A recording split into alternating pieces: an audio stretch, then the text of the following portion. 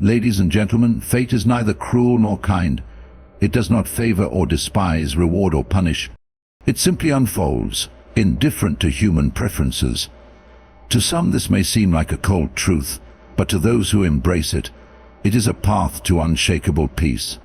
The events of life, both joyous and painful, are not meant to serve or hinder us personally. They are merely part of the grand motion of existence. It is not for us to resist or lament them, but to accept them fully, even love them, for they shape who we are. To love fate is not merely to endure it. Endurance implies suffering, a sense of tolerating something unwanted. But there is no suffering in true acceptance. To love fate is to see every event, every challenge, every loss, and every joy as necessary, as something meant to be, not because some forces ordained it for our benefit, but because it could not have been otherwise. This is not submission, it is mastery of the mind. It is the realization that resentment of reality is futile, that wishing things were different does nothing but poison the soul. When adversity strikes, the natural instinct is to resist. The mind cries out, "This should not have happened." But who are we to say what should or should not be? The world moves according to laws greater than our understanding. A storm does not ask permission to rage, nor does the river seek approval to carve its path through the mountains. Likewise, life unfolds as it must, and our protest does not change its course, it only makes us suffer. The wise person does not resist the current, but moves with it, trusting that even the roughest waters serve their purpose. It is easy to embrace fate when things go well.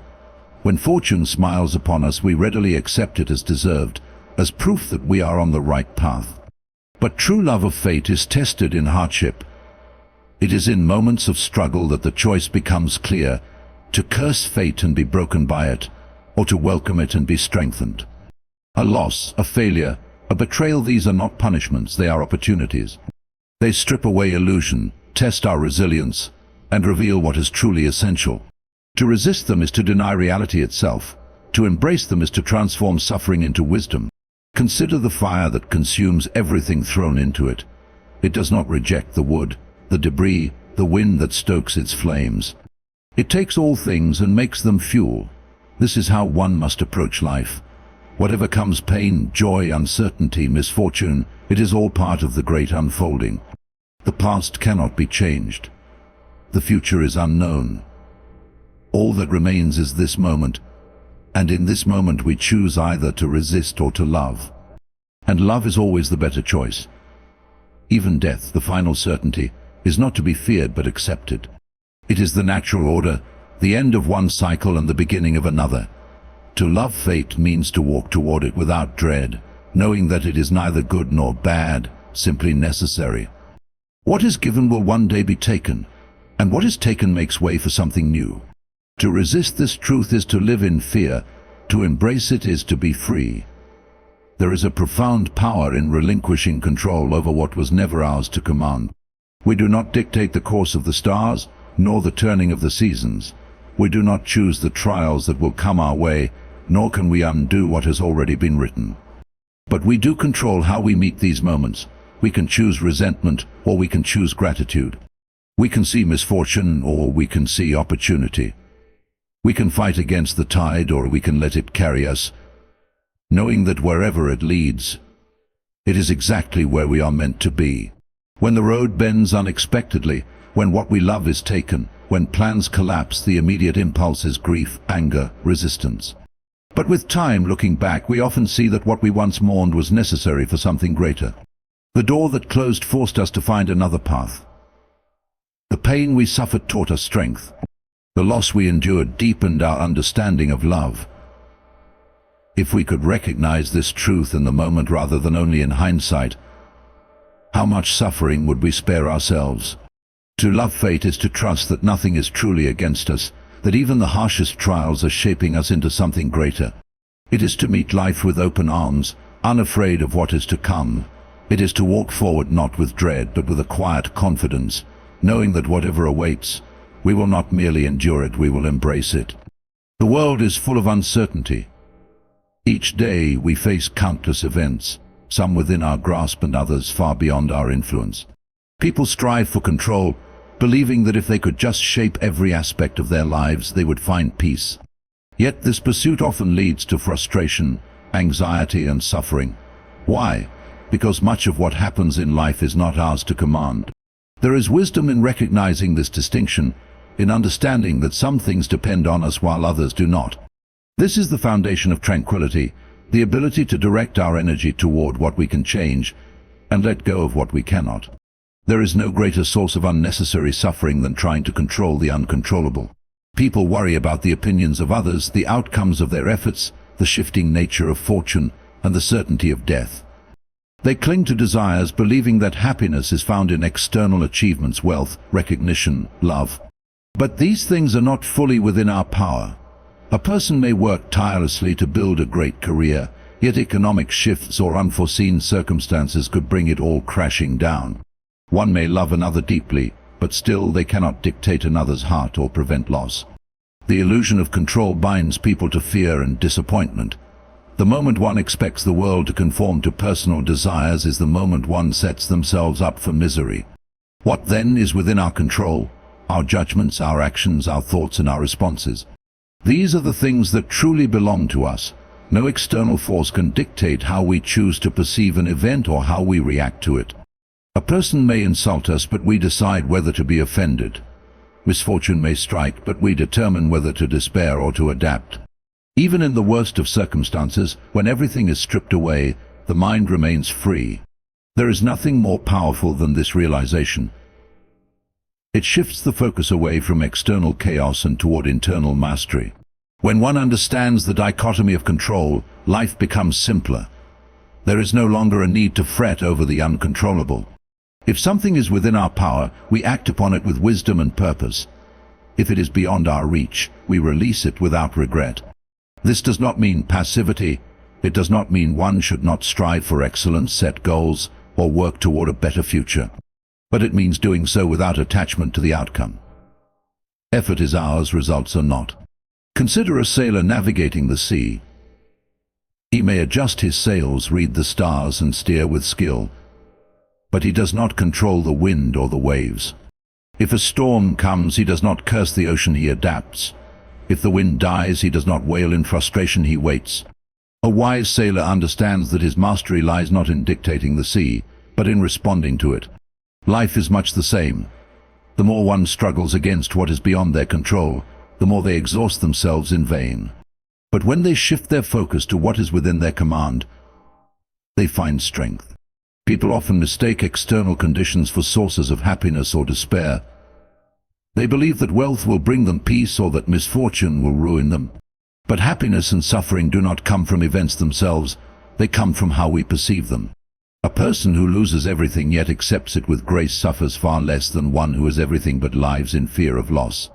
True peace is not found in controlling the world, it is found in controlling oneself.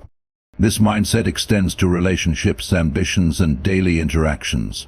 People waste time and energy trying to change others, to make them behave in a certain way, to force them to see things from a particular perspective. But no one truly controls another's mind or choices. One can influence, inspire, and guide, but ultimately each person walks their own path. The wise do not waste time demanding that others be different. Instead, they focus on their own actions, embodying the virtues they wish to see in the world. Even in suffering, this principle holds. When hardship arrives, as it inevitably will, one must ask, is this within my control? If the answer is yes, act with wisdom to change it. If the answer is no, accept it with dignity. This is not defeat, it is freedom. For what greater strength exists than the ability to meet any fate with a steady mind? Those who practice this are unshaken by fortune's twists. They are neither arrogant in success nor broken in failure. They move through life with a quiet confidence, knowing that their peace does not depend on external events, but on their own discipline. The world will not always be fair. People will be unkind. Plans will fail. Loss will come. But none of these things determine the state of the soul. Only our response does. This is the essence of the dichotomy of control, not a way to escape the challenges of life, but a way to face them with wisdom, strength, and peace. There is a narrowness to human perception. We move through life consumed by our own concerns, caught in the details of our daily struggles, victories, and disappointments. A single moment of misfortune can feel like the end of the world. A single slight from another can seem unbearable. We get lost in these things because we see them only from the small vantage point of our own immediate experience. But what if we could rise above it all? What if we could step back from our worries and look at life from a broader perspective? Imagine yourself soaring high above the earth, beyond the reach of trivial anxieties. From this height, the concerns that once seemed overwhelming become insignificant. The argument that ruined your morning, the failure that seemed catastrophic, the ambition that consumed you, all of them fade into the vastness of the world. Cities stretch below, filled with millions of people, each wrapped in their own fears and desires, each believing their struggles to be the center of existence. Yet from above, all of this blends into a single, intricate whole. The world moves as it always has, indifferent to individual worries. Consider how many people have walked this earth before you, each of them facing their own joys and hardships. Kings and beggars, warriors and poets, the fortunate and the forsaken, all have lived, struggled and eventually passed away. The trials they once considered unbearable are now forgotten. The victories they cherished have faded from memory. Their empires crumbled, their names erased by time. Even the greatest among them were mere fragments of history, brief flashes in the long story of existence. And what of you? You too are part of this great movement, a traveler in the vast expanse of time. Your worries, your ambitions, your pains, they matter, but only in the context of your own brief moment. When seen from above, they become lighter, less overwhelming. The setbacks that seem unbearable are mere passing moments in a much greater story. The fears that consume you are no different from those of the countless people who came before, and they too will fade. This perspective does not diminish the value of life, rather, it enhances it. It reminds us that we are part of something greater than ourselves. We are not alone in our struggles, nor are we the sole authors of existence. We share this world with billions of others, each living their own story, each filled with their own hopes and sorrows. And beyond humanity, the universe stretches infinitely, vast and unmoved by human concerns. If we could hold this view at all times, how different would our lives be? How much needless suffering would we spare ourselves? The insults of others would lose their sting. For what are they but fleeting words? The ambitions that drive us to exhaustion would be put in their proper place. For what is fame or fortune in the grand scale of the cosmos? The fears that paralyze us would dissolve, for what is there to fear when all things pass? Even death itself, the great shadow that looms over every life, appears differently from above. If we are part of an eternal cycle, if all that exists is ever changing, then what is there to dread? The same nature that brought us into being will one day take us away, just as it has done with countless others. This is not a tragedy but a natural order, one that has always existed and will always continue. To see life from above is to see it as it truly is, not as a series of personal struggles, but as a brief moment in an immense, beautiful, ever-changing whole. To step outside oneself in this way is not to become detached, but to become wise. It does not mean that we no longer care about life's struggles, but that we meet them with a calmer mind. It allows us to act with greater clarity, free from the distortions of personal anxiety. It enables us to forgive more easily, for we see that others, too, are caught in their own struggles, often unaware of their own smallness. It teaches us gratitude, for we realize that even our brief moment of existence is a gift, one that countless others never had. We spend much of life focused on small concerns, but wisdom comes from perspective. The ability to rise above and see the bigger picture is a skill, one that brings both strength and peace. The world is vast, and we are but a small part of it. And yet in embracing this truth, we do not diminish ourselves, we become greater. Death is inevitable. No matter how much we try to ignore it, delay it, or distract ourselves from it, the reality remains unchanged. Our time is limited. Every breath we take brings us one step closer to the moment when we will take our last. This is not a grim thought meant to inspire fear, but a truth meant to awaken us. To remember that we will die is not to be morbid, but to be fully alive. Too often, people live as if they have endless time. They put off their dreams, delay their love, and waste their days on trivialities. They hold grudges, chase wealth without purpose, or live in constant worry about the future. They act as if life will wait for them, as if there will always be another day, another chance. But there is no certainty in this. The future is never promised, and every moment that passes is a moment that will never return. To reflect on death is to strip away illusion. It reminds us of what truly matters. If we knew we had only 1 year left, would we waste time on petty arguments? If today were our last, would we be consumed by anxiety over things beyond our control? Death reminds us that so much of what occupies our minds is insignificant. What will we think of our lives when we are at the end? Will we be proud of how we lived, or will we regret the time lost to fear, hesitation, and meaningless distractions? It is not death itself that should concern us, but whether we have truly lived before it arrives. Some people, though they may live long, never really awaken to life. They exist without purpose, without gratitude, without depth. Others, though their time may be short, live with intensity, embracing each moment with awareness. The difference is not in how many years one has, but in how those years are used.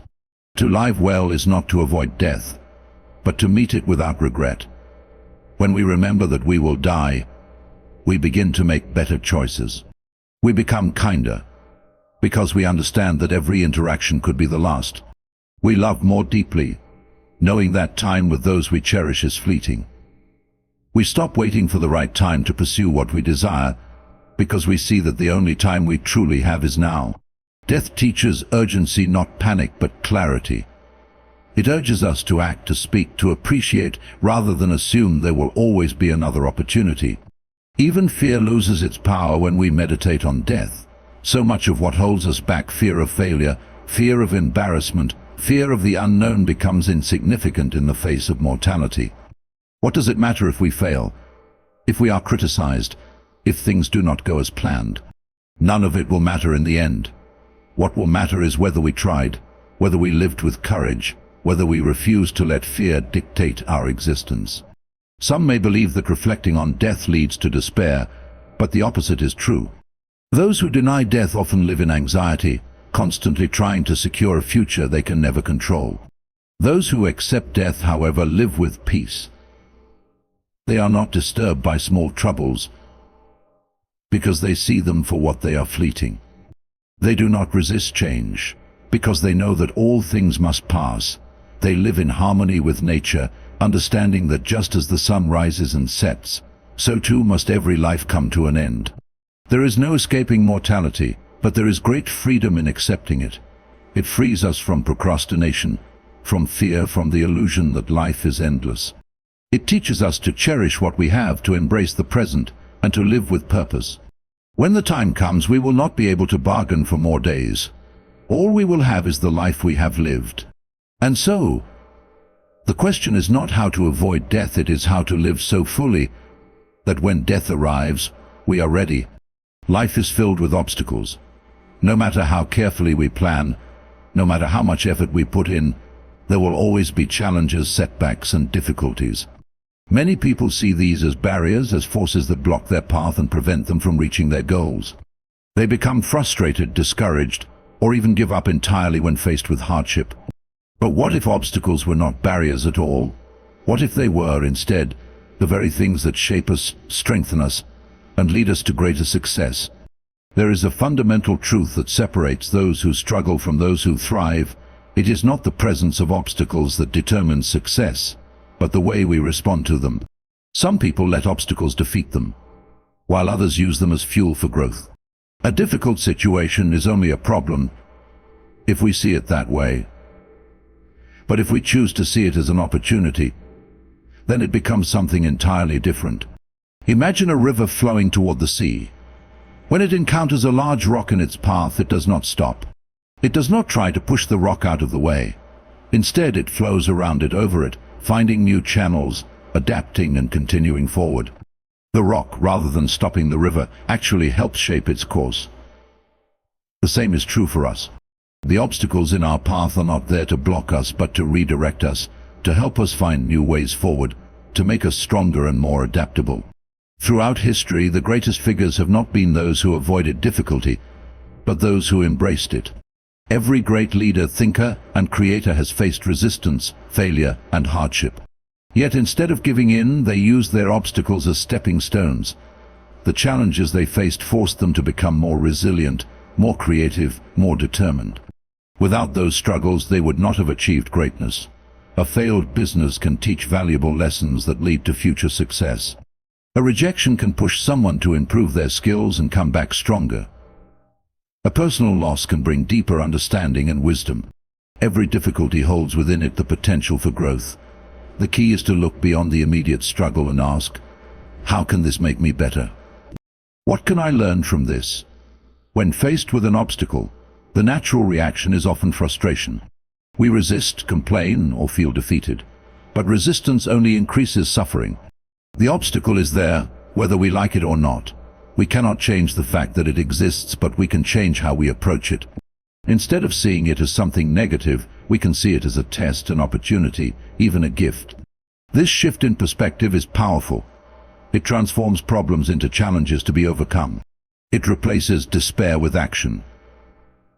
When we accept that obstacles are not the enemy but a necessary part of growth, we stop fearing them. We start welcoming them as teachers, as forces that push us to be better. Even the worst situations contain within them the seeds of opportunity. A setback in one area might open doors in another. A moment of failure might reveal weaknesses that, once strengthened, lead to greater success. Hardships develop resilience, and resilience is one of the most valuable traits a person can have. Those who succeed in life are not those who avoid hardship, but those who face it, adapt to it, and ultimately use it to their advantage. This way of thinking does not remove difficulty from life, but it removes the fear of difficulty. It allows us to move forward with confidence, knowing that whatever we face, we can turn it into something useful. We cannot control what obstacles come our way, but we can control how we respond to them. And in that response lies the difference between failure and success, between stagnation and growth, between frustration and fulfillment. The present moment is all we truly have. The past is gone, and the future has not yet arrived. Yet, most people spend their lives anywhere but in the present. They dwell on past mistakes, reliving moments they cannot change, or they anxiously anticipate the future, worrying about things that may never happen. In doing so, they overlook the only time that truly matters, the now. The mind is restless by nature. It clings to memories, regrets, and missed opportunities, playing them over and over like a broken record. It obsesses over what could have been, what should have been, and what was lost. At the same time, it races toward the future, consumed by ambition, fear, or expectation. People tell themselves, I will be happy when I achieve this, or I will feel at peace once this problem is solved. But as soon as one desire is fulfilled, another takes its place. The cycle never ends, and the present moment is lost in the endless pursuit of something just out of reach. Yet life is happening now. Every breath, every sensation, every interaction unfolds in this very instant. The past is nothing more than a collection of memories, stored in the mind but no longer real. The future is nothing more than a set of possibilities, none of which are guaranteed. The only thing that is real, the only thing that can be experienced, is this moment. And yet it is so often overlooked. Why do people struggle to stay present? Because the mind resists stillness. It craves distraction, stimulation, and escape. It finds comfort in the familiar patterns of worry and regret, even if they bring suffering. But when one truly engages with the present, a sense of peace emerges. There is no longer a need to chase or resist. There is simply the experience of now. To live in the present is not to ignore the past or the future. Reflection has value and planning is necessary, but these should not come at the expense of what is happening in the here and now. The past should be a source of wisdom, not a trap. The future should be a guide, not a source of anxiety. Balance is found in acknowledging both while fully engaging with the present. When one embraces the present, life becomes richer. A simple meal is no longer just food, it is an experience of taste, texture, and nourishment. A conversation is no longer just words, it is a connection. A moment of shared presence. Even mundane tasks become meaningful when done with awareness. The smallest details, a breath of fresh air, the warmth of the sun, the sound of laughter take on new depth when one is truly present to witness them. Many people search for happiness, believing it lies somewhere in the future, in some distant achievement or perfect circumstance. But happiness is not found in some later time. It is found in the ability to be fully present. Joy exists in the now, but only if one is open to it. Even in difficult times, presence can bring clarity and strength. Worrying about what has been lost, or what may come, only deepens suffering. But accepting the moment as it is, without resistance, allows for peace even in hardship. The key to being present is awareness, noticing when the mind drifts, when it clings to the past or races to the future, and gently bringing it back to now. This can be practiced in everyday life. While eating, focus on the taste. While walking, feel the movement of each step. While listening, truly hear without forming a response in the mind. These small acts of awareness train the mind to stay present. Living in the present moment is the greatest freedom.